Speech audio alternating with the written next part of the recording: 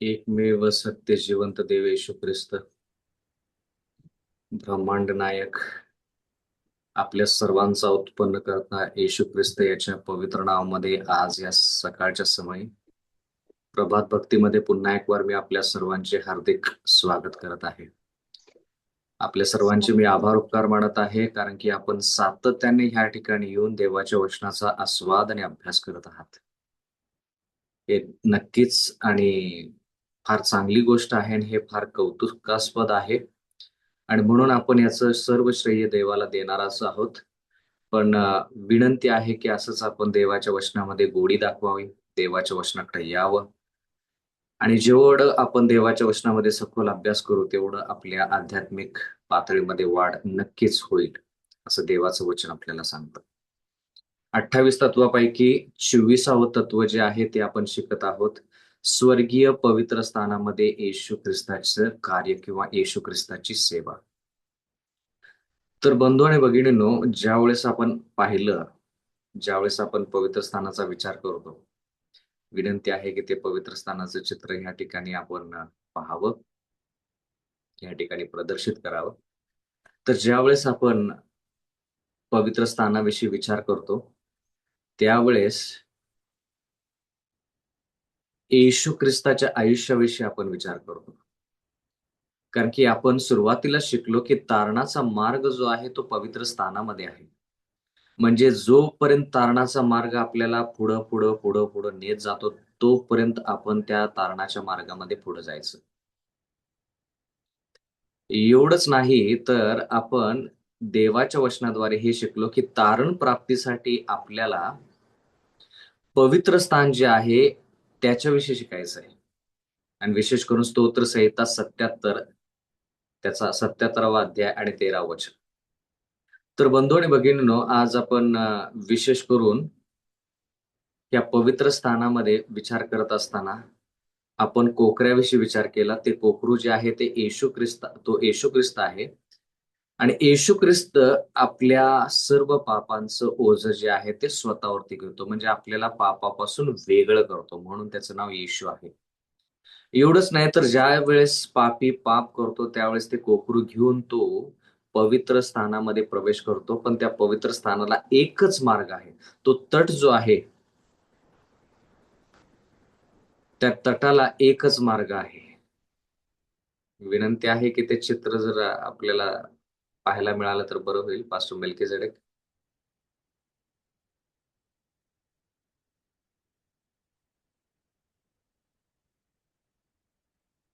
तर ज्यावेळेस आपण त्या पवित्र स्थानाचा विचार करतो, त्यावेळेस त्या ठिकाणी त्या तटाला एकच दरवाजा आहे, एकच मार्ग आहे, एकच फाटक आहे आणि म्हणून त्याच्याद्वारे आपल्याला हेच कळतं की येशू ख्रिस्ताद्वारेच आपल्याला ते पवित्र स्थानामध्ये प्रवेश करता येईल. आणि म्हणून येशू ख्रिस्त म्हणतो, मार्ग, सत्य व जीवन मीच आहे. तो मार्ग जो आहे तो येशू ख्रिस्त आहे. त्याच्यानंतर आपण जी बाभळीच्या लाकडाची वेदी आहे त्याच्याविषयी शिकलो, ज्याच्यामध्ये आपण असं पाहिलं की त्या ठिकाणी त्याग आणि पूर्णपणे बलिदान आहे. त्याग आणि पूर्णपणे बलिदान आहे. म्हणजे सर्वस्व आपलं जे आहे ते त्या अर्पणाच्या वेदीवरती ठेवल्याशिवाय आपण पुढं जाऊ शकत नाही. म्हणजे तारणाचा मार्ग जो आहे, त्या तारणाच्या मार्गामध्ये प्रत्येक गोष्टीचा अनुभव करून घेणं फार गरजेचं आहे. जोपर्यंत आपल्याला पहिल्या गोष्टीचा अनुभव होत नाही, तोपर्यंत आपण दुसऱ्या गोष्टीकडे जाऊ शकत नाही. बंधू आणि भगिनींनो, ज्यावेळेस आपण देवाच्या वचनाचा अभ्यास करतो, त्या ठिकाणी आपल्याला असं कळतं की 1 ते 2 आठवडे आपण जवळपास पवित्र स्थानाविषयी शिकत असताना आपल्याला एवढ्या सखोल गोष्टी का शिकायची गरज आहे? कारण की प्रत्येक गोष्टीचा अनुभव आपल्याला घडला पाहिजे, त्याच्याशिवाय आपल्याला तारण मिळत नाही, हे देवाला आपल्याला सांगायचंय. म्हणून या ठिकाणी वेदीचा जो अनुभव आहे तो पूर्णपणे त्याग आणि बलिदान केल्याशिवाय आपण घंगाळ जे आहे त्याचा अनुभव करू शकत नाही. घंगाळ म्हणजे त्याच्यामध्ये पाणी आहे. पाणी शुद्धीकरणासाठी वापरलं जातं. म्हणून घंगाळ जे आहे हे बाप्तिस्म्याचं एक प्रतीक आहे. तर बाप्तिस्मा घ्यायच्या अगोदर कोणताही व्यक्ती असू दे जो आपल्या मंडळीमध्ये सत्यामध्ये येऊ इच्छितो, त्यानं पूर्णपणे बलिदान, पूर्णपणे त्याग करून स्वतःचं सर्वस्व, त्याच्यामध्ये कोणताही प्रकारचा स्वार्थ ज्यावेळेस राहत नाही, त्यावेळेस तो पूर्णपणे देवाला आयुष्य वाहून देतो. त्यावेळेस त्याचा बाप्तिस्मा फक्त पाण्यातच नाही, तर त्याचा बाप्तिस्मा सत्यात होतो. मग त्याच्यानंतर तुम्हाला तुमच्यासमोर पडदा दिसत आहे. त्या पडद्याच्या पलीकडं म्हणजे पवित्र स्थानामध्ये प्रवेश. पवित्र स्थानामध्ये ज्यावेळेस आपण प्रवेश केला त्या ठिकाणी भाकरीचा मेज तुम्हाला ह्या ठिकाणी दिसत आहे. जर तुम्ही झूम केलं, तर या ठिकाणी पवित्र स्थान जे आहे हे तुम्हाला पाहायला मिळेल आणि पवित्र स्थानामध्ये भाकरीचा मेज आहे. भाकर जी आहे ती भाकर येशू ख्रिस्ताला दर्शवणे, येशू ख्रिस्ताला दुसऱ्या गोष्टीनं पण दर्शवलेलं आहे. येशू ख्रिस्ताला वचन म्हटलेलं आहे. प्रारंभी शब्द म्हटलेला आहे. प्रारंभी शब्द होता. शब्द देवासंती होता आणि शब्द देव होता. तर ज्या वेळेस आपण बाप्तिस्मा घेतो, त्याच्यानंतर देखील आपल्याला देवाच्या वचनाचा अभ्यास करावा लागतो. सातत्यानं. कारण की जे पवित्र आयुष्य देवानं दिलेलं आहे, जे ख्रिस्ती आयुष्य देवानं बाप्तिस्म्याच्या वेळेस दिलेलं आहे, ते टिकवून ठेवण्यासाठी आपल्याला देवाच्या वचनाचा अभ्यास सातत्यानं करावा लागतो. खूप वेळेस खूप सेवकांकडून ही चुकी होते. एकदा बाप्तिस्मा त्या व्यक्तीचा झाला, की त्याच्यानंतर जास्त संपर्क त्या व्यक्तीसंती देवाच्या सेवकाचा होत नाही आणि म्हणून त्या व्यक्तीला वाटतं, की एकदा बाप्तिस्मा झालं, की झालं आपल्याला सार्वकालिक जीवन मिळालं. चुकीचं आहे. ते सार्वकालिक जीवन टिकवून ठेवता आलं पाहिजे. ते नातं देवासंती पवित्र जे जोडलेलं आहे, ते टिकवून ठेवता आलं पाहिजे. आजकाल आजकालच्या जगामध्ये लग्न करणं सोपं आहे. पण ते लग्न टिकवणं अवघड आहे. बरोबर तसंच येशू ख्रिस्तासंती जोडलेलं नातं बाप्तिस्म्याच्या वेळेस, ते नातं जे आहे ते 1 दिवसापुरतं नसतं किंवा तुम्ही बाप्तिस्म्याच्या हौदातून बाहेर येण्यापुरतं नसतं किंवा 1 आठवडा ते नातं टिकावं एवढ्यासाठी नसतं. ते कायमस्वरूपी नातं तुमचं टिकावं, सार्वकालिक टिकावं म्हणून तुम्ही आणि मी सातत्यानं त्या व्यक्तीला आणि आपण स्वतः देखील, कारण की आपला देखील बाप्तिस्मा झालेला आहे. आपण स्वतः सर्वांनी काय केलं पाहिजे? देवाच्या वचनाचा अभ्यास करून, जेवढा अभ्यास आपण जास्त करतो, त्या अभ्यासाप्रमाणे आपलं जगणं देखील पाहिजे. कृतीमध्ये तो अभ्यास दिसला पाहिजे. जगून दाखवायचा तो अभ्यास. ते सत्य जगून दाखवायचं. त्याला भाकरीचा मेजाचा अनुभव म्हटलेला आहे. मग आपण दीपवृक्षाविषयी शिकलो. दीपवृक्ष म्हणजे त्या ठिकाणी प्रकाशमय आपलं जर आयुष्य करायचं असेल, तर आपल्याला पवित्र आत्म्याची गरज आहे. प्रकाशमय आपल्याला जर आयुष्य करायचं असेल, तर विश्वासाच्या द्वारे आपण ख्रिस्तासंती जोडले गेलेलं पाहिजे. कारण की ते दीपवृक्षामध्ये जशा शाखा मुख्य दांड्यासंती जोडले गेलेले आहेत, तसं आपण शाखा आहोत, आपण फांद्या आहोत आणि येशू ख्रिस्त आपला द्राक्ष वेल आहे. तर ज्या अर्थी आपण येशू ख्रिस्तासाठी जोडले जातो, विश्वासाच्या द्वारे, पवित्र आत्म्याच्या द्वारे, तर आपलं आयुष्य प्रकाशमय होतं. बंधू आणि भगिनींनो, एवढंच नाही तर ह्या चित्रामध्ये तुम्हाला भाकरीचा मेज आणि दीपवृक्षाच्या मध्ये एक थोडासा उजेड दिसत आहे. आणि तो उजेड जो आहे तो एका वेदीवरती आहे. आणि त्या वेदीचं नाव आहे धूपवेदी. ज्याच्यावरती धूप जाळलं जातं. याच्याविषयी आपण शिकणार आहोत. आपण 2 शब्दाची प्रार्थना करूया.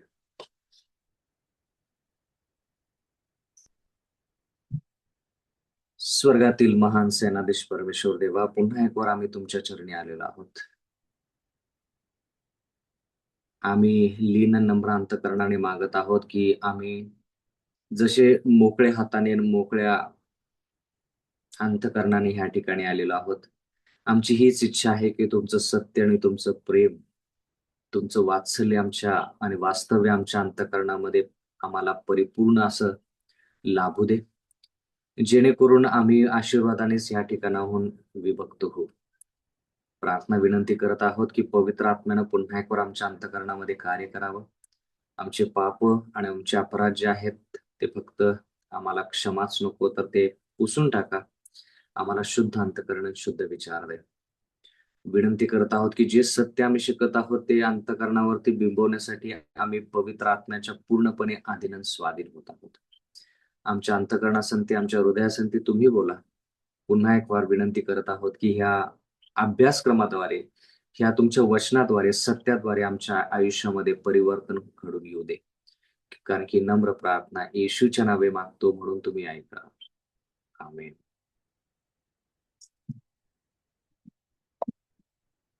निर्गम 30वा अध्याय. निर्गम 30वा अध्याय, पहिलं वचन. धूप जाळण्यासाठी एक वेदी कर, ती बाभळीच्या लाकडाची असावी. वचन 2. तिची लांबी 1 हात व रुंदी 1 हात अशी ती चौरस असावी आणि तिची उंची 2 हात असून तिची शिंगे अंगचीच असावीत. देवाचं वचन म्हणतं की 2 प्रकारच्या वेद्या आहेत. एक वेदी जी आहे ती अर्पणाची वेदी आहे आणि ही दुसरी वेदी जी आहे ही धूप जाळण्यासाठी वेदी आहे. बर, ज्या ठिकाणी अर्पणाची वेदी आहे ते अर्पणच त्या ठिकाणी दिलं जातं किंवा त्या ठिकाणी अर्पिलं जातं. पण ज्या ठिकाणी धूप वेदी आहे ती धूप वेदी धूप जाळण्यासाठी आहे. अर्पण जे आहे किंवा अर्पणाची वेदी जी आहे, बळीची वेदी जी आहे, होम अर्पणाची जी वेदी आहे ती दर्शन मंडप याच्या समोर आहे, घंगाळाच्या अगोदरची आहे. पण ही वेदी जी आहे, जी तुमच्या समोर आज दिसत आहे, ती धूप वेदी आहे आणि ह्या धूप वेदीचं जे ठिकाण आहे ते कुठं आहे ते देखील आपण पाहणार आहोत.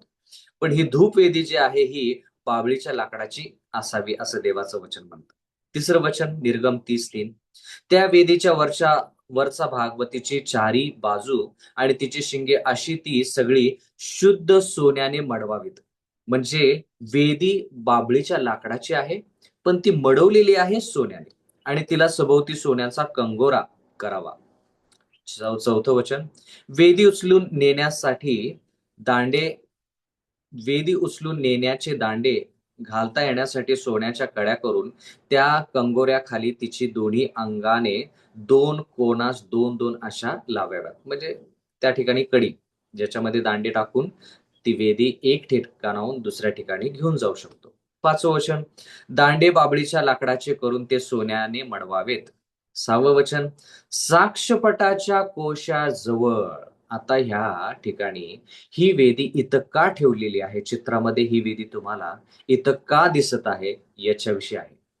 साक्षपटाच्या कोशाचा जवळ असलेल्या अंतरपटासमोर, म्हणजे धूप वेदी जी आहे ती धूप वेदी अंतरपट म्हणजे ज्या ठिकाणी पवित्र स्थान आणि परमपवित्र स्थान वेगळं केलं जातं, त्याला एक पडदा असतो, त्या पडद्याला अंतरपट असं थोडक्यात म्हटलेलं आहे.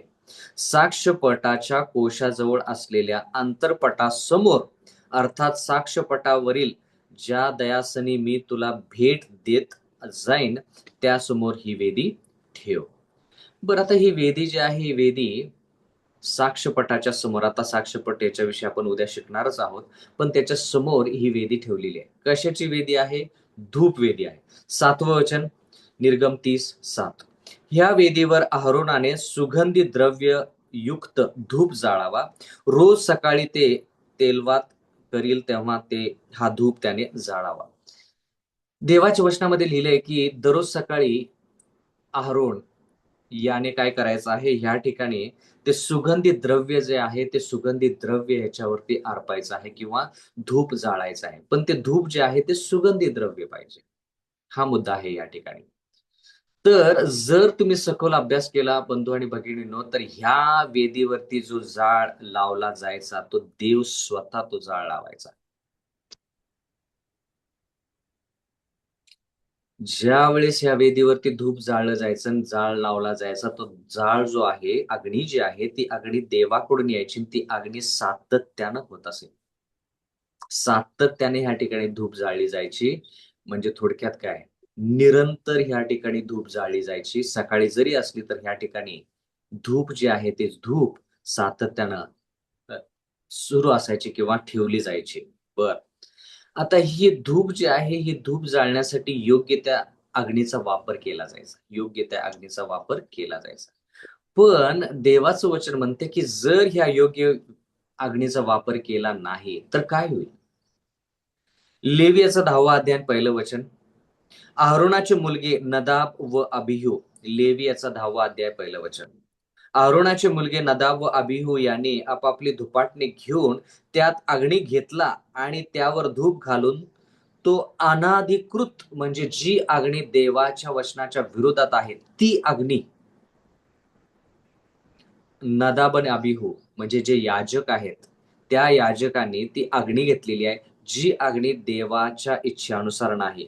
आणि त्यांनी काय केलेलं आहे, ती अग्नी घेतली आणि त्यावर धूप घातले, म्हणजे अग्नीवरती धूप टाकतात जेणेकरून ते धूप सुगंध द्रव्याचे धूप जे आहे त्याच्यातून धूर निघावा, सुगंध निघावा. म्हणून अग्नी आणि धूप ह्या दोन्हीचं मिश्रण ज्यावेळेस होतं त्यावेळेस सुगंध त्याच्यातून बाहेर पडतो. पण ह्या ठिकाणी एक चुकी अहरोनाच्या मुलांनी केलेली आहे आणि ती चुकी म्हणजे देवाचं वचन म्हणतं नदाब आणि अबिहू यांनी जी अग्नी देवानं सांगितलेली नाही त्या अग्नीचा वापर ह्या ठिकाणी केलेला आहे. आणि इथं लिहिलंय अनाधिकृत अग्नी देवासमोर नेला असा अग्नी नेण्याची परमेश्वराने आज्ञा केली नव्हती. दुसरं वचन, तेव्हा परमेश्वरासमोर समोरून अग्नी निघाला आणि त्यांनी त्यांना भस्म केले आणि ते परमेश्वरासमोर मरण पावले. लगेच देव काय काय गोष्टी ज्या आहेत त्या अजिबात सहन करत नाही.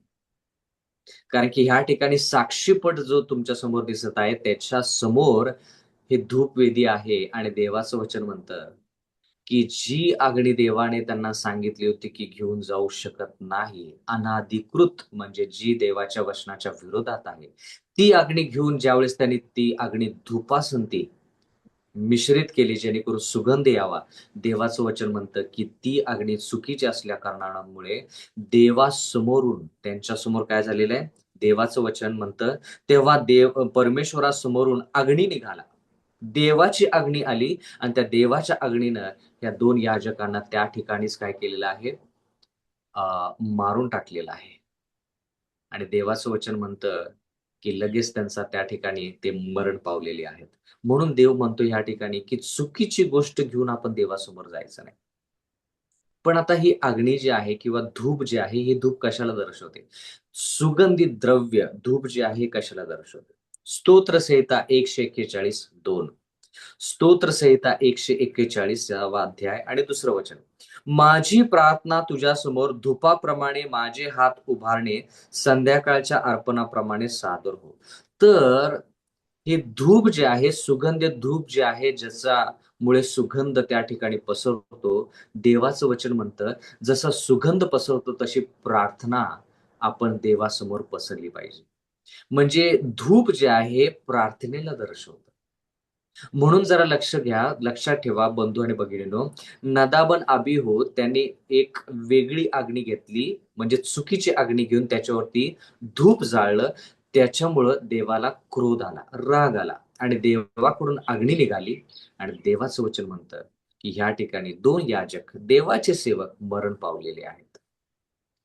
म्हणून देव म्हणतो, की आता जर नदाब आणि अबिहू हे 2 याजकाचा विचार केला, तर ते धुंद अवस्थेमध्ये पवित्र स्थानामध्ये त्यांनी प्रवेश केलेला आहे. सखोल मी त्या ठिकाणी जाणार नाही. पण ज्यावेळेस ते ह्या सेवेमध्ये आले, म्हणजे त्या दिवशी सेवा करण्यासाठी देवासमोर गेले, त्यावेळेस नदाब आणि अबिहू धुंद अवस्थेमध्ये मध्ये त्यांनी मद्यपान केलं होतं. त्याच्यामुळे त्यांना कोणता अग्नी घ्यायचा हे कळालंच. म्हणून देवाचं वचन म्हणतं, की ज्यावेळेस आपण देवाच्या कार्यामध्ये सहभाग घेतो, देवाचं कार्य करतो, त्यावेळेस चुकीच्या गोष्टी म्हणजे ज्या गोष्टी पवित्र नाहीत, त्या गोष्टीचा पवित्र गोष्टीसंगती मिश्रण करायचं नाही. जर मिश्रण केलं तर देव त्या सेवेला स्वीकार करत नाही. आता या ठिकाणी देवाचं अस्तित्व त्या ठिकाणी होतं, म्हणून ते लगेच मरण पावले. काही क्षणातच अग्नी आला आणि त्यांनी त्या लेकरांना मारून टाकलं, याजकांना मारून टाकलं. देवाचं वचन म्हणतं, धूप हे प्रार्थनेला दर्शवतं. आता प्रार्थनेविषयी विचार करत असताना देवाच्या वचनामध्ये आपण खूप अशा घटना वाचतो, ज्या ठिकाणी प्रार्थनेविषयी लिहिलेलं आहे.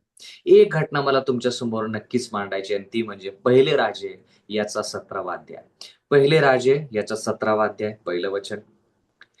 पहिले राजे 17वा अध्याय, पहिलं वचन. एलिया तिशबी हा गिलाद येथे उपरी म्हणून राहणाऱ्यांपैकी एक होता. तो अहाबास म्हणाला, म्हणजे एलियाविषयी लिहिलेलं आहे. तो कुठे राहत होता? गिलाद या ठिकाणी राहत होता. उपरी म्हणजे थोडक्यात त्या ठिकाणचा तो रहिवासी नाही. तो देवाचा सेवक आहे, देवाचा भविष्यवक्ता आहे, संदेष्टा आहे. तो अहाबास जाऊन म्हणाला, इस्रायलाचा देव परमेश्वर ज्याच्या हुजरास मी असतो, त्या जीविताची शपथ वाहून सांगतो की जी वर्षे आता येणार त्यात दहीवर अथवा पाऊस पडणार नाही. हे सर्व माझ्या सांगण्याप्रमाणे होईल. आता हा संदेष्टा जो आहे तो संदेष्टा राजाकडे जातो आणि म्हणतो की येणाऱ्या दिवसामध्ये पाऊस पडणार नाही. आणि हे कशामुळे? मी सांगतोय म्हणून हे होणार नाही. आता जर तुम्ही एलन जी व्हाईटच्या पुस्तकाचा अभ्यास केला, हा संदर्भ पाहिला तर तुम्हाला कळेल, की एलिया जो आहे, त्यानं पाहिलेलं आहे, की देवाचे लोक देवापासून दूर गेलेले आहेत. आणि म्हणून त्या लोकांवरती प्रेम आहे एलियाचं. देवाच्या लोकांवरती इतकं प्रेम करतो एलिया, संदेष्टा, देवाचा सेवक, की देवाला तो प्रार्थना करतो आणि म्हणतो, "देवा, तुझे लोक बाल देवताच्या पाठीमागे लागलेले आहेत. मूर्तीपूजेच्या पाठीमागे लागलेले आहेत. आणि मला माहीत आहे देवा, की ज्यावेळेस देवाचे लोक मूर्तीपूजेच्या पाठीमागे लागले, त्यावेळेस तू त्यांचा नाश केलेला आहेस. तर माझी विनंती आहे, कळकळीची नागराची विनंती आहे देवा, की तू ह्या लोकांचा नाश व्हायच्या अगोदर त्यांना तू वाचव. म्हणजे त्यांच्या आयुष्यामध्ये थोडे असे त्रास संकट आण, ज्याच्यामुळे ते तिथंच थांबतील. ते पुढे जाणार नाहीत. मूर्तीपूजेमध्ये वाहून जाणार नाहीत आणि त्या ठिकाणी त्यांचा बचाव होईल. मूर्तीपूजेपर्यंत पोहोचले, मूर्तीपूजाच्या खूपच अधीन झाले, तर ते टिकणार नाहीत. ते नष्ट होतील. म्हणून त्याच्या अगोदर तू काय कर, त्यांना नष्ट व्हायच्या अगोदर थोडे त्रास संकट आण. ते बाल देवताच्या पाठीमागे लागलेले आहेत. म्हणून एलिया देवाला विनंती करतो, की देवा पाऊस पाडू नको. म्हणजे ह्या लोकांचे जे विचार आहेत, ह्या लोकांचं जे मन भरकटलेलं आहे, विचार जे डोकं जे भरकटलेलं आहे, ते डोकं थोडक्यात थाऱ्यावरती येईल. पाऊस पाडू नको. पाऊस जर पडला नाही तर ह्या लोकांना विचार करण्यासाठी वेळ मिळेल आणि हे विचार करतील. पाऊस पडत नाही, नक्कीच काय तर आपण चुकीचं केलेलं आहे. आणि तुम्हाला ही घटना माहीत आहे, बंधू आणि भगिनींनो, त्या ठिकाणी 3.5 वर्षच्या अंतरावरती पाऊस पडत नाही. आता 3.5 वर्ष जर पाऊस पडणार नाही, तर काय होईल? मग मला असा प्रश्न पडतो, की अशी नकारात्मक प्रार्थना एलियानं का केली? पाऊस पाडू नको. पाऊस किती गरजेचा असतो. आणि ती प्रार्थना देवानं पण ऐकली. एलियानं विश्वासानं प्रार्थना करावी आणि देवाने ती प्रार्थना ऐकावी. ती नकारात्मक प्रार्थना की पाऊस पाडू नको. 3.5 वर्ष पाऊस जर आपल्या राज्यात पडला नाही, तर या राज्याची परिस्थिती काय होईल? पण बाल देवताच्या पाठीमागे लागून किंवा मूर्तीपूजेच्या पाठीमागे लागून नष्ट होण्यापेक्षा 3.5 वर्षाचा दुष्काळ चांगलीच गोष्ट ना. आशीर्वादच म्हटला पाहिजे. नाशाच्या तुलनेमध्ये हा आशीर्वादच म्हटला पाहिजे. आणि म्हणून 3.5 वर्ष पाऊस त्या ठिकाणी पडत नाही.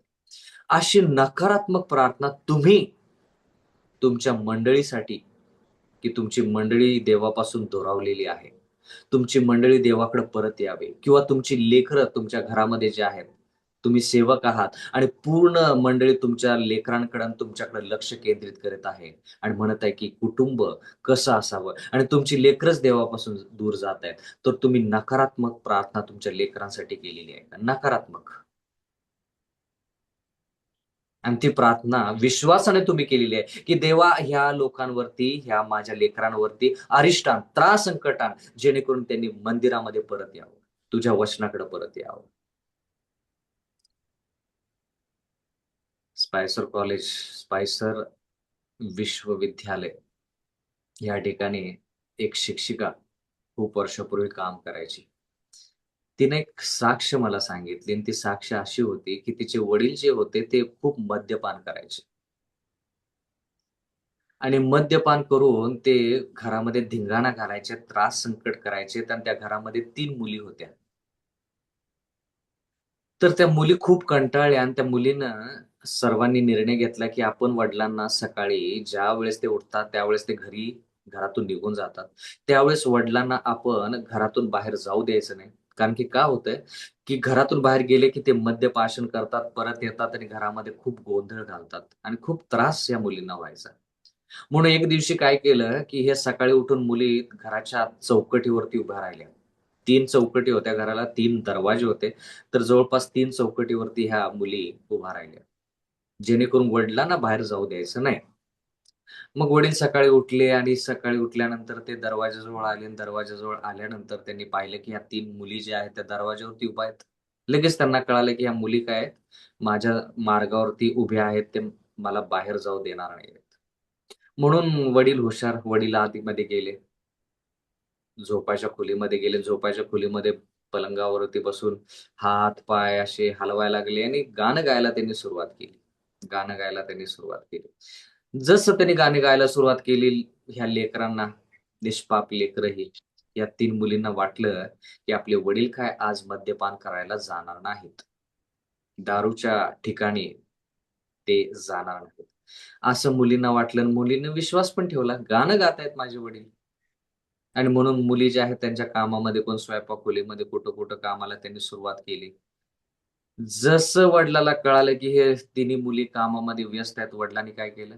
लगेच पळ काढला. ज्या ठिकाणी मद्य विकलं जातं, त्या ठिकाणी गेले, ते मद्यपान करून आले आणि खूप त्रास संकट घरामध्ये तयार केलं. मग मुलगीला, मोठ्या मुलगीला जिनं साक्ष दिली, ह्या मुलगीला खूप वाईट वाटलं. ती म्हटली, की "असं कुठपर्यंत चालणार? दररोज उठून हेच?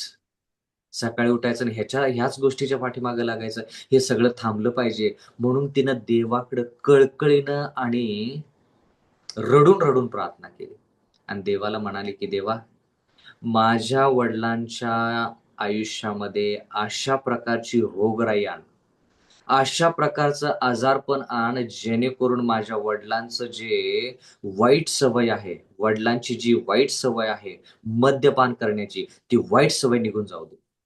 कळकळीनं बिचारीनं प्रार्थना केली. अशा प्रकारचा आजार आण माझ्या वडिलांवरती, की त्या आजारामुळे त्यांचं मद्यपान जे आहे ते सुटून जावं. तुम्हाला वाटतं की देवानं धूप, जी ती धूप त्या लेकरानं कळकळीनं देवासमोर मांडली, ती सुगंधी धूप देवानं स्वीकार केली असेल? बंधू आणि भगिनींनो, देवानं तिची प्रार्थना ऐकली. त्या वडिलांवरती अशा प्रकारचा आजार आला, की त्या आजारामुळे डॉक्टरांनी त्यांना सांगितले, की तुम्हाला मद्यपान बंदच करावे लागेल, नाहीतर तुम्ही जगणार नाही. शेवटी त्या वडिलाला नाईलाजानं ते मद्यपान बंद करावं लागलं आणि ती वाईट सवय जी आहे, ती निघून गेली.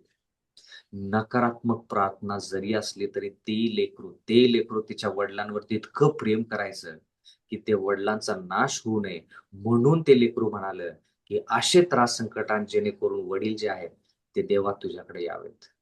एलियानं पण प्रेमापोटी अशी प्रार्थना केली, की नाश व्हायच्या अगोदर असा त्रास संकट आण, जेणेकरून लोकं तुझ्याकडे परत यावेत. 3.5 वर्ष पाऊस पडला नाही. लोकांना कळालं, की त्यांनी काय केलेलं आहे, देवाच्या विरुद्ध बंड केलेला आहे आणि म्हणून त्या लोकांनी प्रायश्चित करून लोकं देवाकडे आलेले. पण लोकं ज्यावेळेस देवाकडे येतात, त्यावेळेस परत एलिया प्रार्थना करायला करत आहे. तो म्हणत आहे, की "देवा, आता ही लोकं तुझ्याकडे आलेली आहेत, तर जो आशीर्वाद तू राखून ठेवलेला आहेस, आशीर्वाद जो थांबवलेला आहेस, तो आशीर्वाद आता ह्या लोकांना दे." म्हणजे काय? पाऊस पाड. 3.5 वर्ष पाऊस पडलेला नाही. पाऊस पाड. पहिले राजाचा 18वा अध्याय 41वा वचन. एलिया अहाबाला म्हणाला, "उठ, खा, पी. विपुल पर्जन्यवृष्टीची ध्वनी होत आहे." म्हणजे थोडक्यात तो अहाब राजाला म्हणतो, "अहाब राजा, पाऊस पडणार आहे." आता अहाब राजाला सांगितल्यानंतर काय, की "उठ, खा, पी. विपुल पर्जन्यवृष्टीची ध्वनी होत आहे." म्हणजे मला पावसाचा आवाज येत आहे. असं सांगितल्यानंतर एलिया कुठे जातो? आणि त्या ठिकाणी जाऊन तो काय करतो? पहिले राजे याचा 18वा अध्याय 42वा वचन.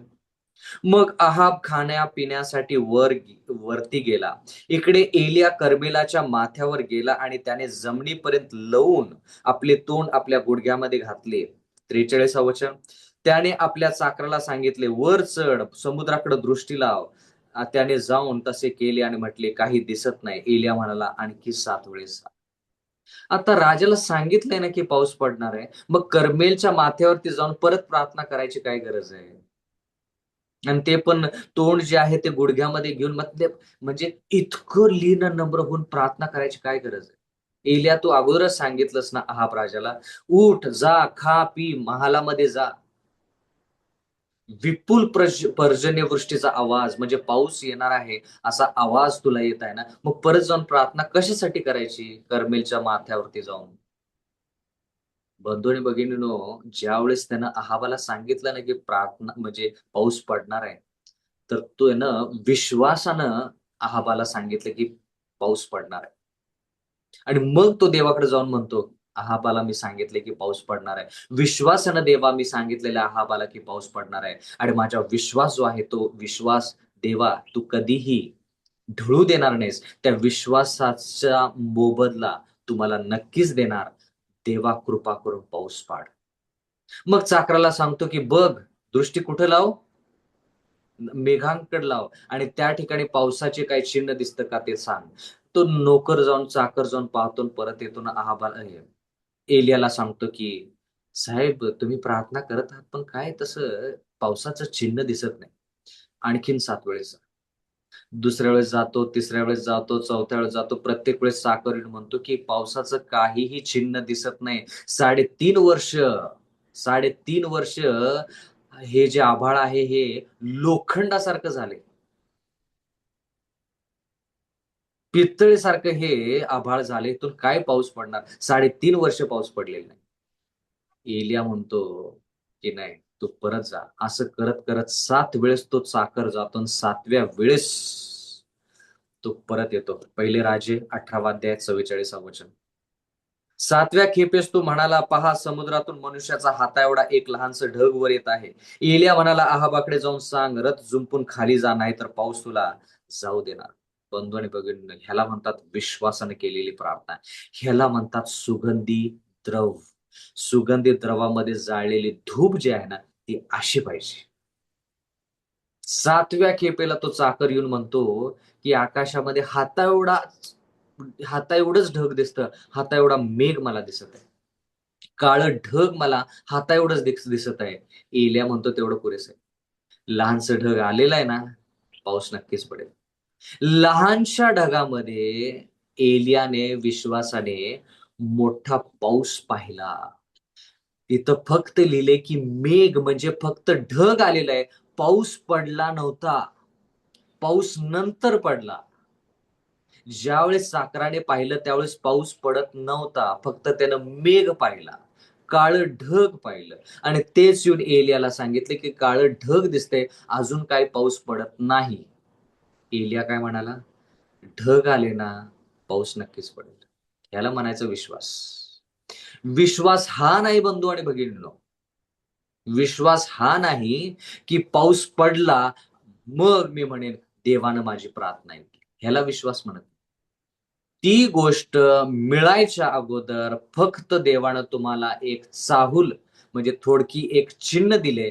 त्या चिन्हावरती विश्वास ठेवून तुम्ही म्हणाल, हे चिन्ह मिळाले ना, गोष्ट नक्कीच मिळेल. विश्वासानं केलेली प्रार्थना. बंधू आणि भगिनींनो, इथं मुद्दा 1 वेळेस प्रार्थना, 2 वेळेस प्रार्थना हा नाही. जोपर्यंत प्रार्थनेचं उत्तर मिळालं नाही, तोपर्यंत एलियानं प्रार्थना केली. हा आजचा मुख्य केंद्रबिंदू आहे. ज्या गोष्टीची तुम्ही देवाकडे साकड घालत आहात, जी गोष्ट तुमच्यासाठी गरजेची आहे, जी गोष्ट तुम्ही देवाच्या वचनानुसार मागत आहात, देवाच्या वचनानुसार, स्वतःच्या स्वार्थासाठी नाही, स्वतःच्या इच्छेनुसार नाही, देवाच्या इच्छेनुसार मागत आहात. जी गोष्ट तुम्ही देवाच्या इच्छेनुसार मागत आहात, ती गोष्ट जोपर्यंत मिळत नाही, तोपर्यंत देवाचं वचन म्हणतं, की तुम्ही प्रार्थना केली पाहिजे. जर एलियाला 10 वेळेस प्रार्थना करून जर उत्तर मिळालं नसतं, तर एलियानं 11 वेळेस प्रार्थना केली असती. जर 50 वेळेस प्रार्थना करून जर देवाचं उत्तर एलियाला मिळालं नसतं, तर त्यानं 51 वेळेस प्रार्थना केली असती. का? जोपर्यंत प्रार्थनेचं उत्तर मिळत नाही, तोपर्यंत प्रार्थना करत राहायचं. देवाचं वचन म्हणतं, पहिले थेसलोनिकरास पत्र याचा 5वा अध्याय आणि 17 वचन. पहिले थेसलोनिकरास पत्र 5वा अध्याय 17 वचन. निरंतर प्रार्थना करा. म्हणून ह्या ठिकाणी बंधू आणि भगिनींनो, आहा असं ह्या ठिकाणी अहरोनाला सांगण्यात आलं, की धूप जी जाळली जायची ती धूप निरंतर असावी. साक्षीपटाच्या समोर जी धूप जाळली जायची ती निरंतर धूप जाळली जायची. म्हणून अग्नी जो आहे तो अग्नी या वेदीवरती देव पाठवत असे आणि ती अग्नी सातत्यानं ही धूप जी आहे ते जळत ठेवत असत. कळालं का कुठला संदर्भ कुठं जोडला पाहिजे? म्हणून बंधू आणि भगिनींनो, आपण प्रत्येक दिवशी फक्त एकच वस्तू शिकत आहोत. एक दिवस वेदी, एक दिवस कोकरू, एक दिवस कंगाळ, एक दिवस भाकरीचा बेस, एक दिवस दीपवृक्ष, एक दिवस धूपवेदी. एक-एक दिवसामध्ये एकच गोष्ट शिकत आहोत. का?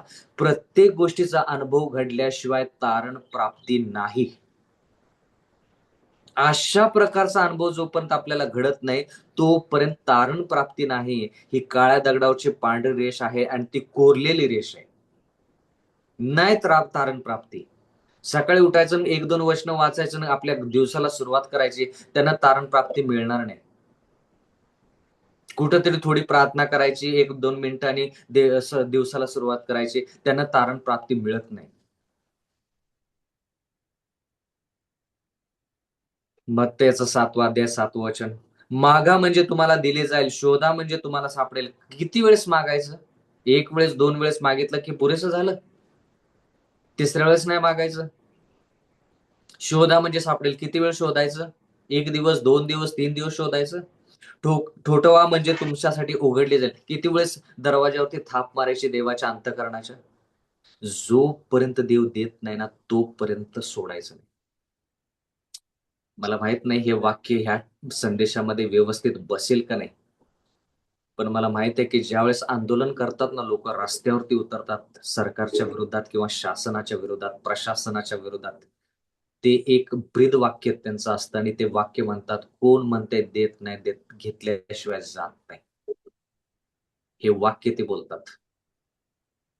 म्हणजे ते हक्कानं मागतात. आपण देवावरती हुकूम सोडायचा नाहीये. प्रार्थना म्हणजे लीन नम्र अंतःकरणानेच देवाकडे जायचं. देवाला आपण आदेश द्यायचा नाही, हुकूम करायचा नाही.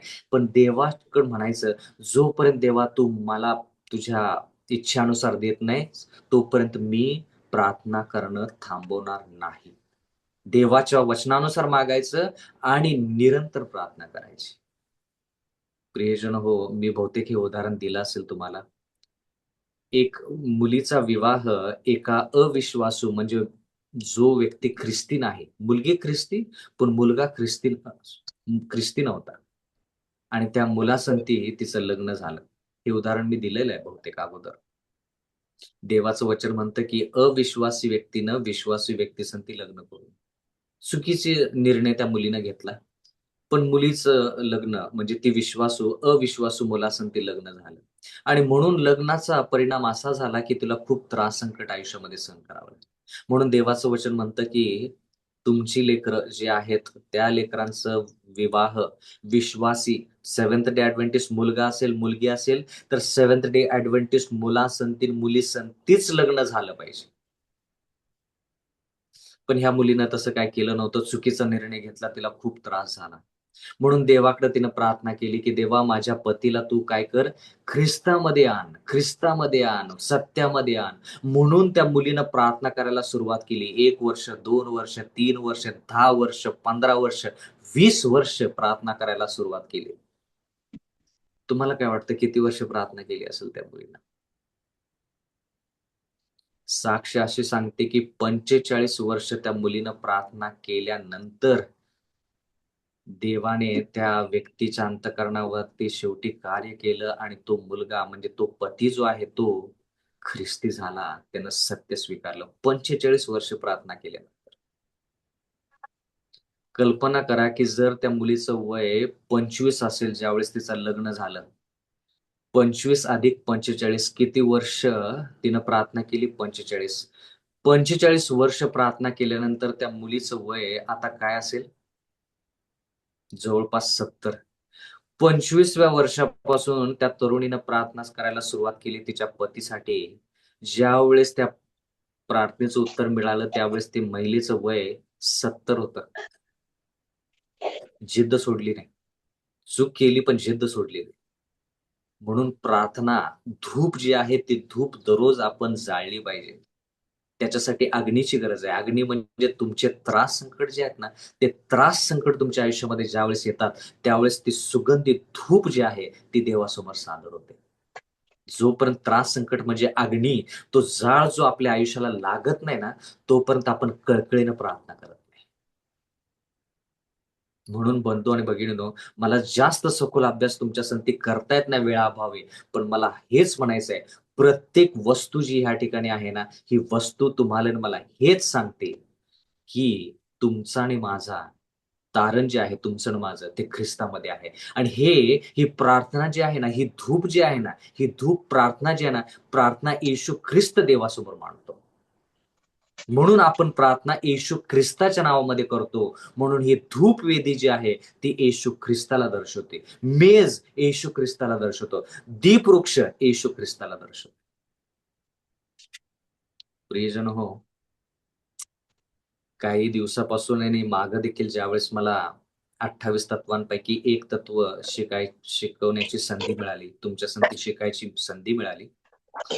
त्यावेळेस देखील आणि आज देखील मी हे पाहिलेलं आहे, की तुम्ही ज्यावेळेस मध्यस्थीची प्रार्थना ज्यावेळेस करता, बहुतेक तुम्हाला ते सत्य माहीत नसावं, तुमच्यापर्यंत ते पोहोचलं नसेल किंवा तुम्हाला माहीत असेल, पण तुम्हाला ते आठवत नसेल. तर मध्यस्थीची प्रार्थना करत असताना ज्या विनंत्या तुम्ही मांडता, त्या विनंत्या जर कौटुंबिक असतील, तर त्या विनंत्या कौटुंबिक वेदीवरती त्या प्रार्थना करायच्या. म्हणजे काय? आता आपण Zoom मीटिंगमध्ये आहोत आणि Zoom मीटिंग ही जी आहे, प्रभात भक्ती जी आहे, प्रभात भक्ती दक्षिण महाराष्ट्र विभागासाठी आहे. दक्षिण महाराष्ट्र विभागाच्या पातळीवरती ही Zoom मीटिंग म्हणजे प्रभात भक्ती सुरू आहे. तर तुमचे वैयक्तिक प्रार्थना ज्या आहेत, तर त्या वैयक्तिक प्रार्थना जोपर्यंत देव तुम्हाला अतिशय प्रेरित करत नाही, की ह्या प्रार्थनेच्या विनंत्या तुम्ही उत्तर महाराष्ट्र विभागाच्या प्रभात भक्तीच्या पातळीपर्यंत त्या प्रार्थना आणाव्यात, तोपर्यंत त्या प्रार्थना तिथपर्यंत आणू नका. घरातल्या प्रार्थना आहेत. घरामध्ये जी वेदी असते म्हणजे प्रार्थनेची वेदी म्हणजे थोडक्यात कौटुंबिक प्रार्थना जी आहे, तिथं त्या प्रार्थना करायच्या. जर देव तुम्हाला खूपच प्रेरित करत असेल आणि म्हणत असेल, की ही प्रार्थना वरच्या पातळीवरती म्हणजे कुठलं? मंडळीच्या पातळीवरती पाठव, तर ती प्रार्थना मंडळीच्या पातळीवरती पाठवायची. नाहीतर ती प्रार्थना कौटुंबिकच ठेवायची.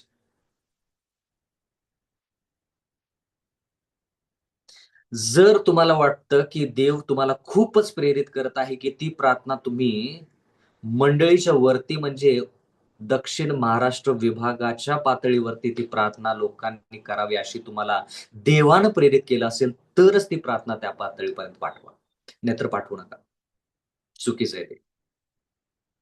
कौटुंबिक विनंत्या कुटुंबाच्या ठिकाणी प्रार्थना करायची. मंडळीच्या विनंत्या मंडळीच्या ठिकाणी प्रार्थना करायची. कारण की दक्षिण महाराष्ट्र विभागाची जी पातळी आहे ती थोडी वरच्या पातळी आहे. कौटुंबिक जी आहे ती फार म्हणजे खालची म्हणण्यापेक्षा फार प्रायमरी म्हणजे प्रथम पातळी आहे. त्या पातळीच्या प्रार्थना तिथपर्यंत पोहोचवायच्या आहेत. मग तुमची कौटुंबिक प्रार्थना तुम्ही जनरल कॉन्फरन्सपर्यंत पोहोचवाल का? नाही पोहोचवणार ना. जागतिक पातळीवरती पोहोचवणार नाही ना. का? कारण की ती प्रार्थना तुम्ही त्या पातळीपर्यंतच ठेवली पाहिजे. जर देव प्रेरित करते तरच ती प्रार्थना वर पाठवा. युनियनपर्यंत ह्या प्रार्थना पाठवाल का तुम्ही? कारण की युनियनच्या पातळीला त्यांच्या भरपूर अशा प्रार्थना आहेत. ज्या प्रार्थनेचं उत्तर त्यांना त्या ठिकाणी पाहिजे. त्या ठिकाणी ते त्या पातळीला प्रार्थना करतील. युनियनशी निगडीत. दक्षिण महाराष्ट्र विभाग त्या विभागाशी निगडीत त्या प्रार्थना असतात. म्हणून जर देव प्रेरित करत असेल, तरच त्या वैयक्तिक प्रार्थना ह्या पातळीपर्यंत प्रार्थना करा. पण दक्षिण महाराष्ट्र विभागाच्या निगडीत ज्या गरजा आहेत ना, त्या प्रार्थना तुम्ही ह्या प्रभात भक्तीमध्ये नक्कीच करू शकता. बंधू आणि भगिनींनो, देवाचं वचन म्हणतं, की प्रार्थनेसाठी ठिकाण पण आहे, प्रार्थनेसाठी वेळ पण आहे. प्रार्थनेसाठी स्तर पण आहे. वेगवेगळ्या स्तरावरती वेगवेगळ्या प्रार्थना केल्या जातात. पण देवाचं वचन आपल्याला हेच सांगतं, की आपण काय केलं पाहिजे? निरंतर प्रार्थना आपण केल्या पाहिजे. जोपर्यंत तुम्हाला प्रार्थनेचं उत्तर देवाच्या वचनानुसार मिळत नाही आणि जर तुम्ही देवाच्या वचनानुसार प्रार्थना केली, तर लगेच उत्तर मिळेल गरजेचं नाही. देव तुमची परीक्षा बघेल. देव तुमचा विश्वास पारखेल. पण सातत्यानं आपण प्रार्थना करूया, जेणेकरून प्रार्थनेचं उत्तर आपल्याला मिळेल आणि ज्यावेळेस ते सुगंधित द्रव, त्याचं धूप जे आहे, ते धूप देवासमोर सादर होईल, त्यावेळेस देव आपल्या प्रार्थनेचं उत्तर आपल्याला नक्कीच देईल आणि आपल्याला सार्वकालिक जीवनामध्ये पुढे वाटचाल करण्यासाठी नक्कीच मदत होईल. कारण की ते धूपची वेदी जी आहे, ती धूप वेदी येशू ख्रिस्ताला दर्शवते आणि येशू ख्रिस्ताशिवाय आपल्याला तारण प्राप्ती नाही. येशू ख्रिस्ताद्वारे आपण तारण प्राप्ती करूया. परमेश्वर आपणास आशीर्वाद देईल. आमेन.